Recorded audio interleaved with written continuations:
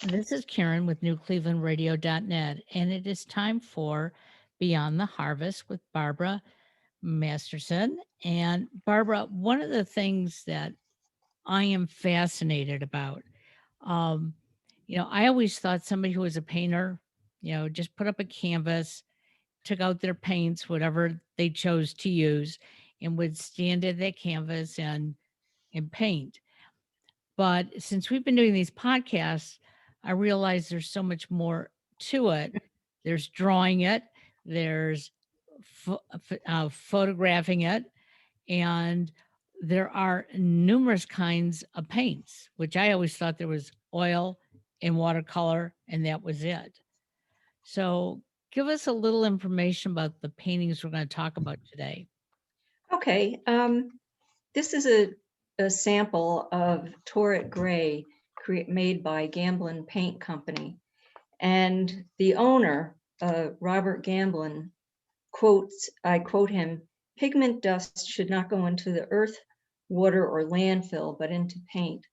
So a couple of times a year, this company uses a special air filtration system that gathers the pigment dust from making all the different colors that they had been making, and they recycle it. And they call it these grays, they're neutral colors, Torrit Grey, because the air filtration system is a Torrit system, actually. Okay. So every batch is unique, and I received a sample of it, and I thought I could use it for an underpainting, which is the first layer, and it functions as a base for other layers of paint. Now, I might add that generally speaking, underpaintings are a neutral color because you don't want to have color interfere with the value of the painting, the lights and the darks of the painting. And it was actually used by the old masters as a way to develop a plan for color placement. And it can unite your color values.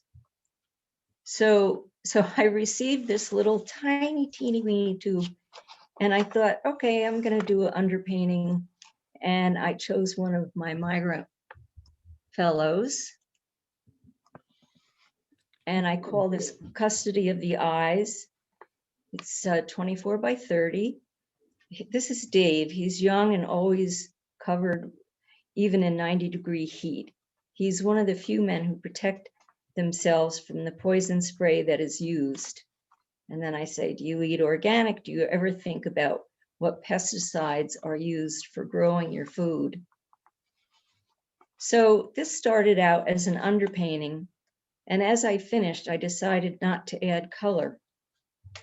And I was quite taken with the Torrit Grey. So I continued doing some paintings, only using the Torrit Grey and white. Wow. That looks like a photograph, not a painting. This is Hearkening to Lend an Ear. This fellow was picking cherries, and I thought he had such a kind face. And I let the Torrit Grey speak for itself. So using that gray, you can make it lighter or darker based on the layering? Well, the way I use it is I only make it lighter. Okay. Because I don't want to use any black or dark color pigment to change what already exists. Okay. So the darkest parts that you see, that's the pure Torrit Grey. And then I add white to get the other values. Got it. Wonderful. Now, the next picture that I'm going to show you are some of my Torrit Grey, although they look a little brown in this painting, in this photograph, but they are the grays. You can see the Custody of the Eyes and Hearkening that we just saw. And I'm sure it's because of the lighting and the venue. I wanted to show the scale of some of this work. Of course, that's me sitting there at the bottom. Right. So the big one in the middle, how large is that? That's 4 feet wide by 5 feet tall. Wow. So how do you actually paint something that large? Do you have your canvas on a wall and then you have to get up on a ladder? No, I have an easel. I have a big adjustable easel. And if I decide to put a couple of canvases together, I put a couple of easels together and work on them that way rather than on the wall. Okay. Wow. So look at vacant. So this is the one that's 4 feet wide by 5 feet tall. This is Austin. I met him 2 summers, and the second summer he fell out of a tree and broke his collarbone. Ooh. It seems he waited for days to be returned home to Jamaica. And I'm just wondering, how do we care for the workers once they're here and if they get injured? Right. I, That's a very important question because the type of work they're doing, they are subject to all different types of injuries, even being careful. So, yes, I don't have an answer for that, but I like to throw those little thoughts in. So, right. I mean, my whole point of doing these is to get people thinking about where their food comes from and who gets it to them. Yeah, absolutely. So this is Renaissance. It started out as a Torrit Grey painting, and then I glazed color over the gray again and again. Different values, different tones. Think about glazing a donut. You can still see the donut through the glaze. One can see through the glaze to the color below, and I built on that. There is a richness to this technique. So what I did was I did a close-up. Wow. So he started out all gray,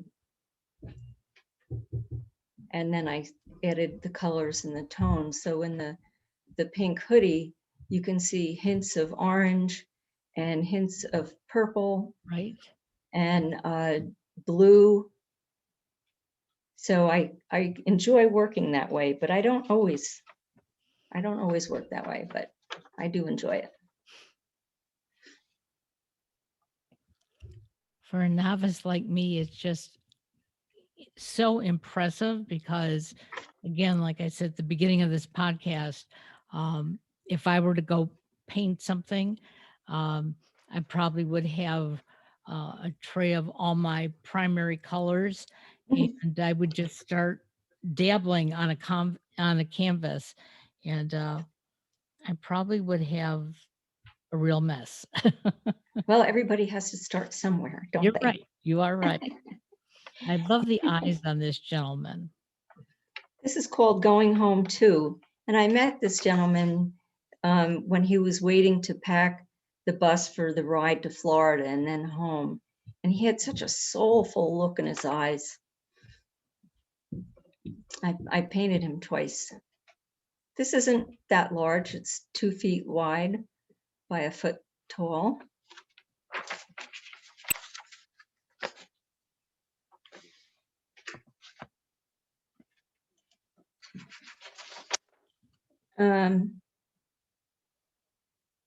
Okay, this is the beginning of a triptych. So as I just mentioned before, we were talking before, you can see the 2 easels behind the canvases. Right. Mm-hmm.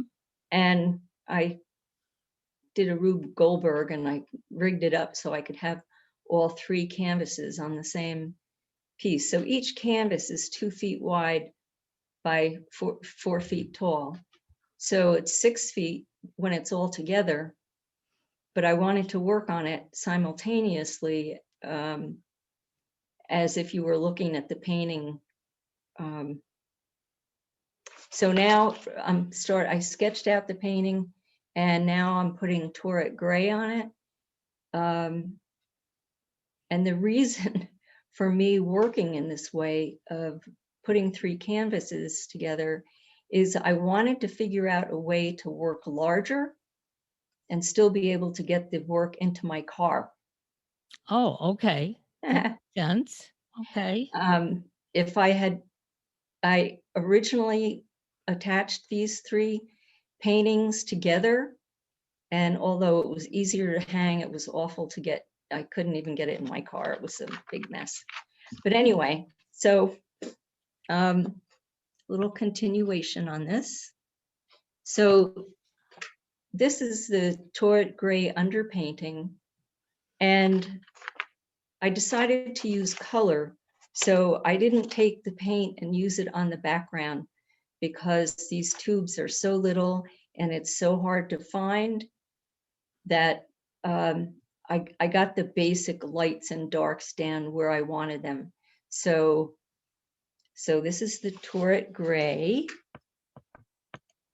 And here's the finished piece. Wow. So different. I love that. This is Leon, Dion, and Dave. They're all using machetes to get the weeds and the grass from underneath the trees. This was early fall.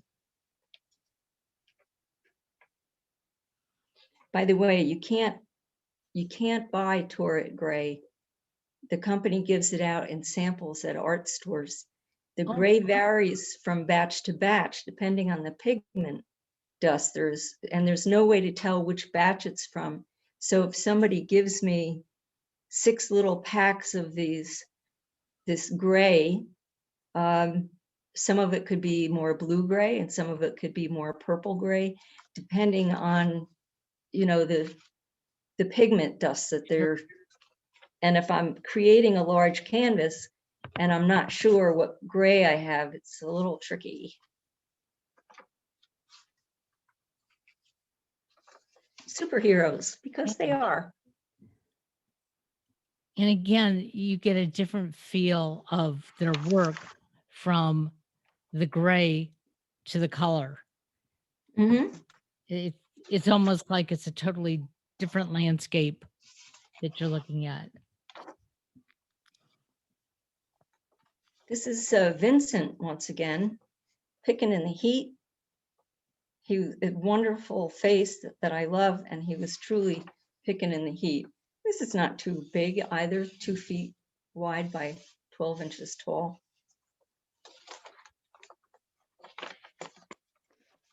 And I hope our listeners and those who are watching on YouTube are really taking in the features of these gentlemen, because getting that connection with them and turning them into the real people that they are, um, it certainly has changed my way of grocery shopping. And I know I've talked to you about this before, that um, I don't take for granted what I'm seeing in the grocery store. It took somebody a lot of backbreaking work to plant it, to toil it, to uh, retrieve the crops. Um, and most of us would have no desire to do it ourselves. How true that is. How true. This is Dave once again. He was the subject in Custody of the Eyes, the first piece we looked at. And once again, he's covering himself to protect himself from the pesticides and all that spray that's put on those trees, because even though they're not picking, while the spray is being applied, the spray leaves dust, and the dust gets on their clothes, on their skin, on their hands. And I'm not quite sure if we all know what's in those sprays or are even aware or care about what's in the sprays. Well, I think most of us probably care, but because we tend to be ignorant, we're not aware. And so we ignore until we hear something plastered on the news that you Mhm. shouldn't be eating certain vegetables or whatever. from a certain crop because of the chemicals they used. Um, it's interesting since my sister-in-law got me into, um, you know, taking my eggshells and my coffee grounds and my tea grounds and putting them into the soil. Um, I realized that the small bit of planting that I do using natural, components and adding it to the earth is, is remarkable. My plants um, are like 2 to 3 times the size they were before I started doing that. So I'm not so sure we need all those chemicals on our plants. I'm sure we don't. It just makes it easier for the farmers and cost effective, of course, cost effective. But I also have a massive vegetable garden. I have 20-foot beds, and I don't put any, have never put any chemicals on ever. And we put our cow manure on the beds, which is fabulous stuff. Absolutely.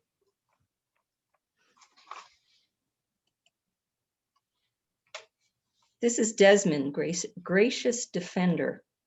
The meaning of his name, Desmond, in English, it means gracious protector and gracious defender. I've known him for 5 years and look forward to seeing him this summer. I have drawn or painted him at least 5 or 6 times. This is the gentleman who is 70. Now, in person, does their skin really look that leathery? Oh, sure. I assume so, but just looking at it, in some ways, his face looks painful from, all the harsh weather that he's been through. Um, but it sure is characteristic. Mm-hmm.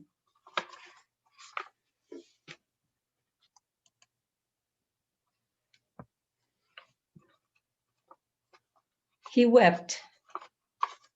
This is a Jamaican fellow that doesn't work in the fields, but he works for one of my neighbors who has this absolutely magnificent flower beds and a small orchard and grapes they grow, and he takes care of it all. And I met him one day and I couldn't resist. I pulled up and he must have thought I was a little crazy, and I gave him my business card and I told him what I do and would he mind if I took some pictures of him. So I did, and I did one painting of him, which you'll probably see at a later date.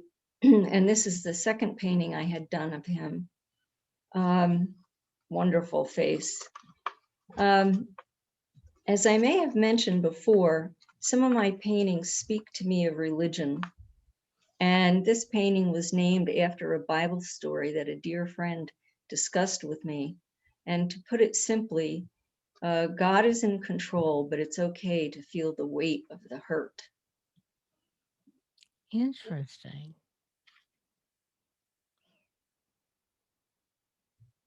I mean, it was a very long Bible story, but that is succinctly of what the gist of the story was. Sure. His name is Oliver. Andrew, the first chosen. We all bring our experiences to a painting or any artwork. So my experience is going to be different from yours or anyone else.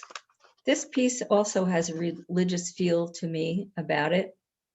I know Andrew is harvesting vegetables, and he's got this big heavy towel wrapped around his head to keep him cool, but his pose suggests other things as well.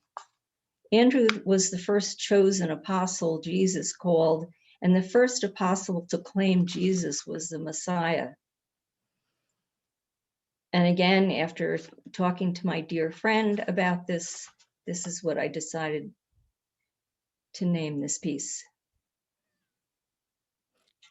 You know, obviously we know he's planting or doing something, you know, like that. But the way you have his hands, um, they almost look like they're in prayer. Mhm. They're together. Um, and his glance down, not looking around, like he's very intense. Good observation. I just can't imagine really what goes through their minds. Like you've noticed that they are covered from head to toe, cold weather, hot weather. So I mean, they don't dress that much differently. Um, and yet they they're experiencing all the harshness of even a beautiful day. And you can see that, you know, in their faces that this is real work. Mhm. Oh, this painting is right behind me. I don't know if you can see Oh, her. yeah, I can sort of see it right behind your shoulder. Right. So this is Hope. This is a young worker I met, and she was picking grapes. This is on the large size, is 30 by 40. Um, Picking grapes is very messy and everything is sticky, which I never realized. And at some point, I will probably paint her hands because she had a lot of duct tape wrapped around her fingers. Oh, And I'm sure it was because of the sticky. I mean, you could just see how sticky cutting the grapes is.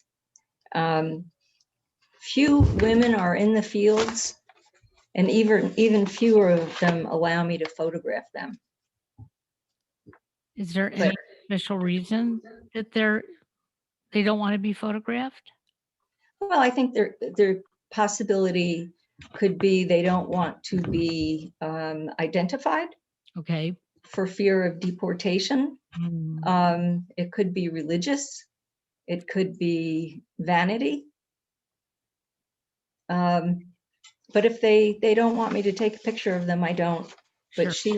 she was a joy, and I only saw her that one time, and I have a print here for her, and I'm hoping I can find her again, Sure. maybe Absolutely. this summer.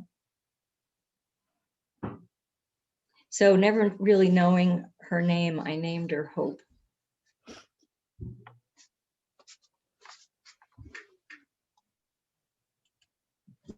And that's all I have today. Well, that was a lot, you know, considering, and I think when people go out to your website, and I was just out there this morning just doodling along, um, and what I find interesting when I come to your website is I'll just start scrolling, and then all of a sudden I'll just stop on one picture, whether it's a drawing, a painting, whatever, and start coming up with my own scenario of Uh-huh. what it is. And I've never looked at art that way in the past. Um, and I shared this with somebody who was going down to the art museum in Cleveland. And I said, just do me a favor. I don't care what painting you're looking at or what drawing. Could you just look at one and tell me how long you looked at it and what you saw in it? And she thought I was a little nuts. You know, she said, you know, which one and why should I do that? And I explained to her, even like looking at this picture that we have on the screen right now. Um, when I looked at it initially, when you first put it up, um, it reminds me of a blanket. Mm. And to me, that's very comforting. You know, a blanket is comforting. And then the more I look at it, I realize, it it's a planted field, and I can look at it in so many different ways and get different interpretations. Uh, and I think that's the fun of art. It is. It is. So, are you working on anything new right now? At the moment, I am not working at all, Okay. except on the business end of art, Okay. which is not something I enjoy doing, but emotionally and physically, that's what I find I can do right now. Okay. But I'm really hoping to get back soon to my easel and my paints, and I have someone hired me to do a commission, so I'm anxious to get started on that. Well, and it seems like you have been an influence on one of your friends, Ken Ledmer, who is back drawing and painting. Um, and I think that's exciting because a lot of us like doing certain things, and sometimes it just takes that little nudge, watching what someone else is doing or has created, to make you say, hey, you know what? Let me go back to it again. Yeah. Well, I saw that Kenny was doing that, and I think that's good. He's a very creative person. He absolutely is in many ways. Yeah. So on this slide, if you're watching on YouTube, you'll notice that we have Barbara's website. So please go out to her website, which is www.barbaramasterson, all one word.com. We'll also have that in the show notes. And we know that many of these are available for purchase. And if you contact Barbara, even though the business side is not always her fun side of the business, um, she can make it happen. And you can have one of her paintings or drawings on your wall. And I think that would be fun. Well, thank you. Thank You you are for that. welcome.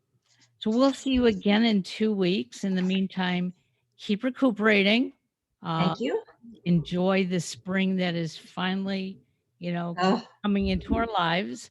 Although in New York, I understand you're due for more snow. uh, we had a cold spell, a cold snap. We will be having a cold snap for the next couple of days, but then after that, it looks like it's going to get better.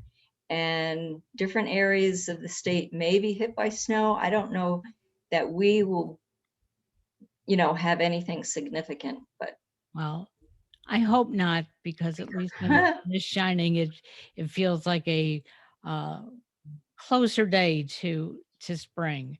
And again, yes. spring is Oh, only about 10 days away. Have a great day. We love you. thank you. We'll talk to you in 2 weeks. Okay, thank you, Karen. Bye bye now. Bye-bye.